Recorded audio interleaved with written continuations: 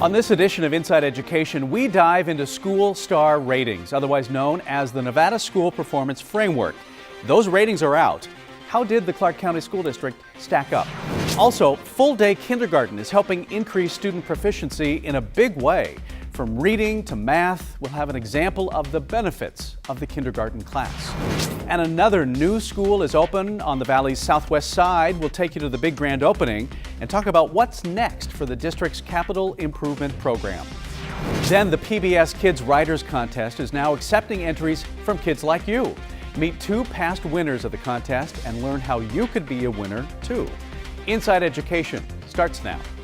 The cornerstone of education is getting to know a student first. We want to make sure that we're supporting families and students. I think that the community should know that their voice counts. Reading is the doorway to everything that we do in education.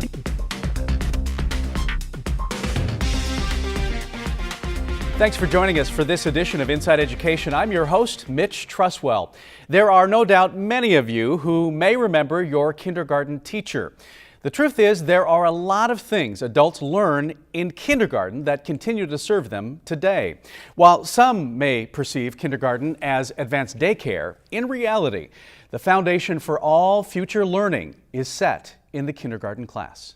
The verb is a what? Action. Show me. Action. It's something. The Clark County School District began full-day kindergarten district-wide in 2016. Here at Lewis Rowe Elementary School, they've had full-day kindergarten longer. And a noun is a person or a Rowe is a Zoom and Title I school. Full-day kindergarten was started here to reverse what had been a cycle of lower student achievement and to give students the opportunity to enter the first grade with skills at or above grade level. 4 years ago, a new administrative team came to Rowe, and they've taken the school from 2 stars to now 4 stars. Part of that success here and at schools around the district can be attributed to the foundational work being done in kinder classes. Several kindergarten teachers we spoke with told us they have a unique opportunity to set good educational habits. Most of the students in our classes, at least, this is their first exposure to school. And so they are just like, their brains are just, their capacity, it's so big. And so they just seem to soak up everything that we teach them. And they're just ready for it. You can't read if you don't know the ABCs. You can't do any math if you don't know the numbers. But it is those social skills that Ms. White mentioned and the learner behaviors too, because those are going to be important the rest of their life as well. This makes you feel like you've impacted their life. You'll always remember your kindergarten teacher. What is taught in kindergarten has also changed, in some cases dramatically. Janet Ward taught kindergarten for several years, left kinder, and then came back. She noticed a big change. the standards have gotten much more difficult. Well, I won't say difficult, more intense. And the amount of conversations now that they carry on and the sort of discourse that happens in the classroom is just completely different from the time I left with the 10 years in between. Elizabeth Bankston is a first-year kindergarten teacher. She recognizes the level of rigor in the kindergarten class she teaches is much different from what she experienced as a student. When I was in kindergarten, we spent a lot more time working on things that might be considered more fun, whereas now, so we were doing a lot of cutting and pasting, and while we're still working with these fine motor skills with the students, we've added so much more in that time. So now we're doing the basics of reading, we're doing a lot more phonics. There's higher level math than I remember doing at a later time period in my life. That higher learning is by design, according to Lorna James Cervantes, one of the district's school associate superintendents. At Rowe, the results have been dramatic. At the beginning of this school year, just 5% of kinder students were math proficient. In the first 90 days, 58% of students reached proficiency, giving Rowe the highest performing math score in its performance zone. In reading, just 10% of kinder students were proficient at the beginning of the year, but 90 days later, 50% reached reading proficiency. But beyond the scores, what kindergarten is also trying to instill is good educational habits and perhaps spark an interest in lifelong learning. It will have an impact on their schooling for the rest of their lives and on their graduation. And I know that by putting this emphasis on education young, our children are going to be more likely to graduate. Well, here's something else I learned while at Rowe Elementary. Even kindergarten students have homework. One of the teachers told me that students whose parents work with their students at home to mirror what the teacher is doing in the classroom tend to pick up skills much quicker than other students. Well, the Valley's Southwest now has another public school. This month, Don and Dee Snyder Elementary School officially opened. Inside Education's Kathy Top has more from the big celebration. Kathy? Mitch, after several years of not opening any schools, the Clark County School District is growing. This school year, district officials plan to open 7 new schools. 6 schools opened at the start of the school year, and now the 7th school, Don and Dee Snyder Elementary, is welcoming students. What a beautiful day at our new campus. We have been waiting for this day for a very, very long time. For hundreds of elementary school students, the start of second semester means a new beginning at a brand new school. We are thrilled to be able to be here today in honor of 2 amazing people, Don and Dee Snyder, who have done so much for the community and will be such great school namesakes. And students, you'll get to know them very well. On January 8th, the ribbon was officially cut, and students walked inside the state-of-the-art building, some for the very first time. At more than 100,000 square feet, Snyder Elementary is built to accommodate 850 students and will help relieve overcrowding at several nearby elementary schools. With 53 classrooms, including a library, an art room, 2 flex classrooms, and a STEM classroom, the school cost just under $23 million to build. And the growth isn't done yet. District leaders plan to open 4 more schools just before the start of the 2018-19 school year. Funds for the projects were made possible through SB 207, which was passed in 2015 by the state legislature. It allows for 10 years of bonding authority for new school construction and renovation projects. Mitch? Kathy, thank you. That bonding authority is expected to provide more than $4 billion to build and improve schools in Clark County. Here to talk more about what's been done and what is on the horizon is Blake Cumbers. He's Assistant Superintendent for the district's Facilities Department. Thank you for joining us today. Appreciate it. Thank you. Thank you for having me here. So let's start with the schools that opened this year. I've got a list of them here. Stevens, Mathis, Jan Jones Blackhurst Elementary, Hurd Elementary, Vasiliadis, Berkeley, now Snyder Elementary. They're all elementary schools. Please explain why that is. That's where the greatest need is. That's where the most students are, and they're spread out across the valley. And you must understand that the elementary schools are now designed and built for about 850 students, right, whereas the other schools are much larger. The middle schools and high schools, of course, sure. They can accommodate 3,000 students. So, okay. The greatest need is for elementary schools and elementary school capacity. Right, and also because full-day kindergarten is now district-wide. That started in about 2016. That also figures into that, doesn't it? There were many things that were passed by the previous legislatures that resulted in class size reduction, right, and pre-K programs and all sorts of special programs, and there's a lot of special needs. There's kids with special needs, medically fragile, kids with autism, kids that need special learning environments, things like that. All those things kind of factor into the number of schools, new schools and larger schools that you need. It means that you need more classroom space. That's right. Mm-hmm. Another feature of those schools that I just listed is that they are 2 stories. And if you've been in town a long time, you look at elementary schools, they're all 1 story. Right. Why the change? What's the benefit? Several years ago, the school district embarked on a program to develop prototypes. So 4 prototypes were developed, and then 3 were actually built. 1 was cast out for designs that subtleties that the school district didn't like. So the 3 prototypes that were actually built and are continuing to be built, though in an expanded form, they were designed to be put on a smaller piece of land, 10 acres of land for an elementary school. And a 2-story building has a smaller footprint, so it allows you to build on a smaller space. And then the 2-story school is less expensive to build, just like a 2-story house is less expensive to build than a single-story house. And they're more energy efficient. Okay. So a lot of reasons why, it sounds like. There's several reasons, but there are drawbacks as well. When you have a an upper story, the only way to access it is either an elevator or stairway. So you can't put the smaller kids on upper floors, so you have to design it in order to accommodate the children in that way, so that the older kids can be on the second floor, the younger kids on the ground level. Okay. I know that there are 4 more schools, again, all elementaries, that are planned to open next year. Correct.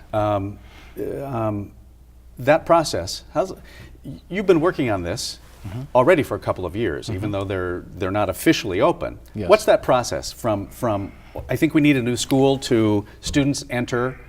How long is that process? It's a long process and can take 3 years or even 4 years, and when you're considering the data that needs to be gathered and the research that needs to be done in order to understand where the highest priority and the highest need is.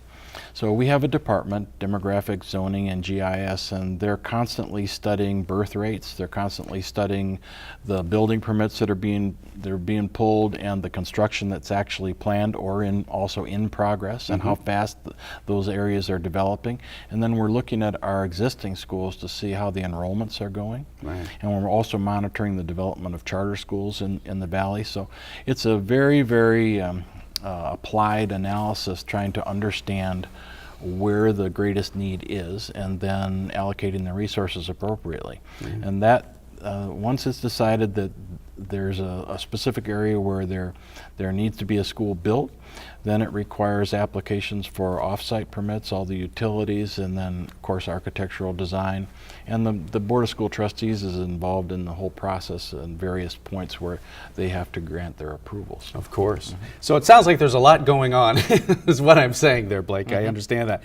We want to let folks know there is kind of a great website that kind of walks the public through the capital improvement program, includes some videos, I understand, construction site information, other material. We want to encourage folks to take a look at that. You can go to cip.ccsd.net and learn a lot more about what's going on. A lot to tackle, though. Blake, appreciate your time. Thank you very much for having me. You bet. Well, as you may already know, the Clark County School District is in the process of searching for a new superintendent. The Board of Trustees are asking for the public's input in determining the priorities in selecting the new superintendent. There are 5 public meetings scheduled to gather input beginning on Tuesday, January 23rd, and ending on Saturday, January 27th. Each of these sessions will be streamed live on ccsd.net. Superintendent Pat Skorkowski is retiring on June 30th, 2018, after 30 years with the district, including 5 as superintendent. Well, now it's time for our community calendar, and for that we're going to turn to student reporter Jocelyn Perez at Foothill High School. Thanks, Mitch. For many high school seniors, higher education is just around the corner, and the Rogers Foundation is working to help with the cost. The Rogers Foundation is awarding more than $100,000 in scholarships this year. Scholarship applications are due February 2nd at 11:59 p.m. on the Rogers Foundation website. For more information about the requirements for these scholarships, head over to www.therogers.foundation. The Jobs for American Graduates Nevada Foundation is helping teenagers across the valley dress for success. JAG Nevada is hosting a clothing drive at 9 different locations until January 31st. The clothing drive is for professional clothing only, so make sure that if you're donating, you stick to professional blouses, skirts, dress slacks, shoes, handbags, and accessories for women, and dress shirts, slacks, ties, sports coats, suits, belts, and dress shoes for men. Sandals and sneakers are not being accepted. But for more information on donation locations and what you can and can't donate, visit www.jagnv.org/jag-event-calendar. Or you can call 702-410-8078. People all around the valley are showing that Vegas cares about children with rare diseases at the Vegas Cares About Rare 5K in 1 Mile event on February 18th. The event is at Sunset Park and is sponsored by the Little Miss Hannah Foundation. The Vegas Cares About Rare registration is $40 for the 5K and $30 for the mile event. For more information or to register, call 702-608-2488. Or you can visit littlemisshanna.org/VegasRare5K. For Ariel Virez, I'm Jocelyn Perez for Inside Education. Back to you, Mitch. Jocelyn, thank you for that. Great news for the Clark County School District when it comes to the graduation rate. The final graduation rate for the class of 2017 is a record high 83.22%. That's an increase of more than 8% over the previous year. That's according to data compiled by the Nevada Department of Education. The class of 2017 was the largest graduating class ever with 20,030 graduates. 8 schools had a perfect 100% graduation rate. The Nevada Department of Education also released some other data. We're of course referring to the Nevada School Performance Framework ratings. The STAR rating system is kind of like a Yelp rating for schools. After a year of hiatus where STAR ratings were not released, some of the criteria to determine those STAR ratings changed this year. We had the state superintendent on our program several times to explain what to expect. Why the change from the old framework to the new? Well, we had an opportunity. So we had an opportunity with the passage of the new federal Every Student Succeeds Act. And we had an opportunity with the state's alignment. So the state now has a 5-year strategic plan that is consistent with the framework. So the framework's aligned to that. The STAR rating system's aligned to that. So we had an opportunity to go back in and sort of remodel and freshen up the way that we rate our schools. So how did the Clark County School District do? Overall, CCSD saw an increase in the number of schools receiving 4- and 5-star ratings. 42 schools received 5 stars compared with 41 in 2015, which was the last year star ratings were awarded. And 51 schools received a 4-star rating compared to 42 in 2015. But that leaves more than 200 schools in the Clark County School District with a 3-star rating or lower. Here to talk about the ratings and what they mean is Dr. Mike Barton, the district's Chief Academic Officer. Thanks for being here. Thank you, Mitch. Let's start with your opinion on the ratings now that they're out, how the district did. What are your thoughts? I think we have some success stories, but we know that we have room for improvement in areas. But I think that the transparency of data through the Nevada School Performance Framework, it's much needed. We haven't had that data point or that star rating for a couple of years now in the district, and so it's something that I know our communities, our parents, our principals, and teachers have craved to know where that school stands right now as far as student achievement. I know when, at the beginning, when the state said we're going to change this framework, there was some concern from school districts around the state that perhaps things that were measured in the past that were heavily weighted, showing achievement, were going to be less weighted in the new ratings. Now that it's happened, does the district still feel that way about this rating system now? Well, I think the state was great as far as being an active listener during this process, because we know that the metric that we value a lot is obviously proficiency, but we also know students may not be at that proficient level yet because of, say, they're an English language learner, still learning English. Right.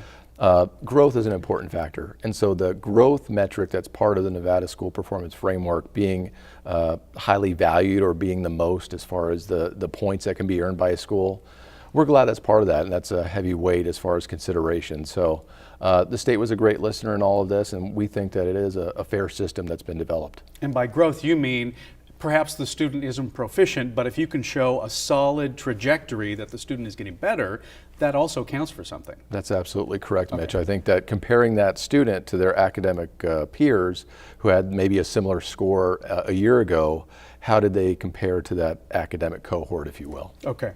So for the district, there are a number of schools that are 3-star or lower. What is the district going to do about that? What do you want to say to parents about that if their school, where their child goes, happens to be one of those schools? Yeah, our goal is to obviously move all of those 1-, 2-star schools up to where they need to be, and whether it's a 4- or 5-star school. The way to do that is we need to be strategic. We have processes in place right now where we're actually looking at and analyzing as a district our lowest 5% performers, and we're putting in systems that will check to see, are those systems right? Is the teacher quality on that campus, the leadership, are they all right and getting the results that they need? So we're taking a deep dive into those lowest performing schools, but at the same time, our 3-star schools, we know they can get better as well. So we're providing interventions centrally, but at that school level, working with school organizational teams to, again, strive to get a better star rating, because we know that's what the public looks at, and we expect high accountability. And of course, we pointed out some of the schools actually went up in the ratings Absolutely. too. So that's a good thing to know. Okay, appreciate your time, and we want to let folks know that if they want to go check out the statistics from an individual school, they can do that. They go to the Nevada Department of Education at nevadareportcard.com. Thanks a lot for your time. Thank you.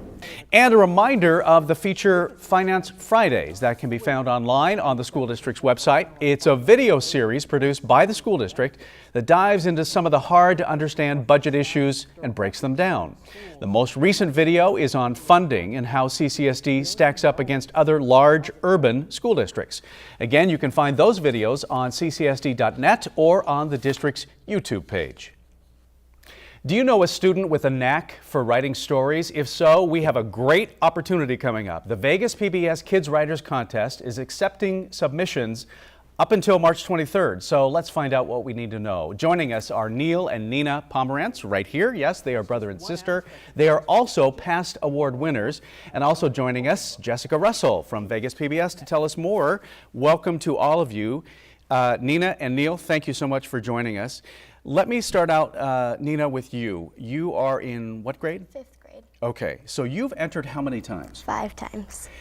You obviously like to write. Yes. Tell me why that is. I have a very creative imagination, and so many ideas are going through my brain at one time that my brain is going crazy, so I have so many story ideas that I can enter.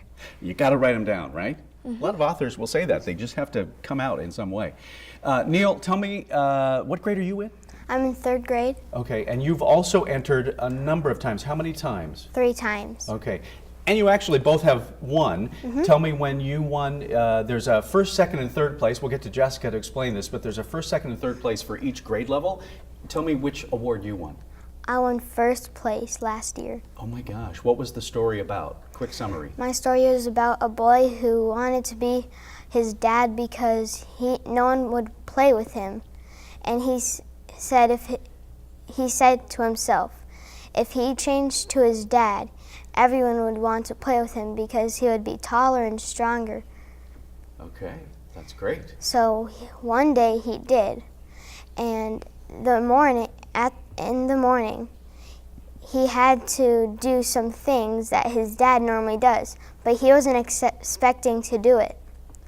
He had to wash the car, clean the fishbowl, and play with the kids. This is something that you kind of thought of. Sometimes these ideas come to you in dreams or something. Is that also, you have an active imagination. Do you also, where do you come up with these ideas?